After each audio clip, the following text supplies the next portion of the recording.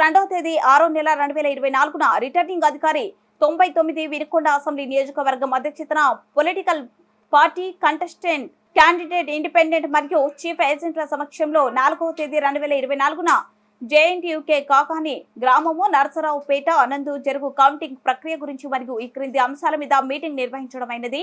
Law and order విఆర్ఓలు గ్రామాలలో ఎటువంటి అవాంఛనీయ సంఘటనలు జరగకుండా చూడాలి. కౌంటింగ్ ప్రక్రియ తర్వాత ఎటువంటి ఊరేగింపులు సంబరాలు చేసుకోకూడదు. వదంతులు రాకుండా చూసుకోవాలి. శాంతి భద్రతలకు భంగం కలిగించే వారిని బైండ్ ఓవర్ చేయడం మరియు బైండ్ ఓవర్ ఉల్లంఘించిన వారి పట్ల తదుపరి చర్యలు తీసుకోవడం. 144 సెక్షన్ కఠినంగా అమలు చేయడం. టపాసులు ఎక్కడ అమ్మకాలు జరగకుండా చూడాలి. ఈ సమావేశం నందు రిటర్నింగ్ అధికారి 99 వినుకొండ ఏసీ, తహసీల్దార్ వినుకొండ 5 మండలంలో డిప్యూటీ తహసీల్దార్లు, సూపరింటెండెంట్ ఆఫ్ పోలీస్ వారు, డిఎస్పీ, సిఐలు వినుకొండ నియోజకవర్గం పాల్గొనడం జరిగింది.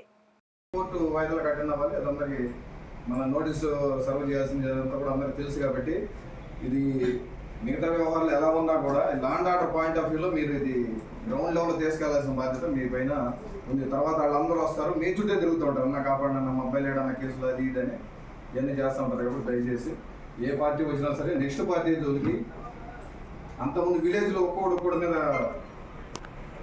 రైవల్గా ఉంటుంది కదా, అది ఇదే అదునుగా చూసుకొని ఆ రోజు నెక్స్ట్ డేను దాడులు చేసే అవకాశం ఉంది. కాబట్టి జరగకుండా చూడాలని ఇప్పుడు ఎలక్షన్ ముందు అందరూ కూడా మీటింగ్ పెట్టుకొని చెప్పారు. గొడవ పడద్దు ఎలక్షన్ రోజున ఎలా పెట్టుకున్నారు, ఎలక్షన్ తర్వాత రిజల్ట్ వచ్చిన తర్వాత కూడా అందరూ మీటింగ్ పెట్టుకుని ఒక రోజు వెళ్ళారు.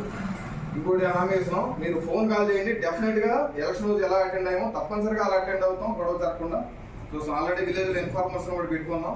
ముఖ్యంగా గమనించాల్సింది విలేజ్లో కూడా పోలింగ్ బూత్ దగ్గర ఉన్న కెమెరాలు విలేజ్ సెంటర్లో పెట్టాం. అదేవిధంగా టౌన్ అంతా కూడా 100 సీసీ కెమెరాలు ఉన్నాయి.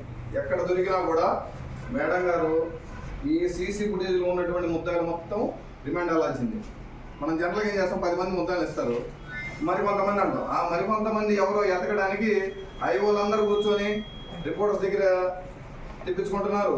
వాళ్ళ కానిస్టేబుల్ తీసుకుంటారు, చూసారు, అలాంటివి తెప్పించుకుంటారు. అన్నీ తీసి ప్రతి ఒక్కరిని కూడా అందులో 50 మంది కనిపితే 50వ పర్సన్ కూడా రిమాండ్ అవ్వాల్సిందే 326 కింద. సో ఇంత పరిస్థితి ఉంది కాబట్టి అలాంటి పరిస్థితి మన టౌన్కి రాకుండా, అదేవిధంగా మన మండల పరిధికి రాకుండా చూసుకుంటారని కోరుకుంటున్నాను. Thank you sir.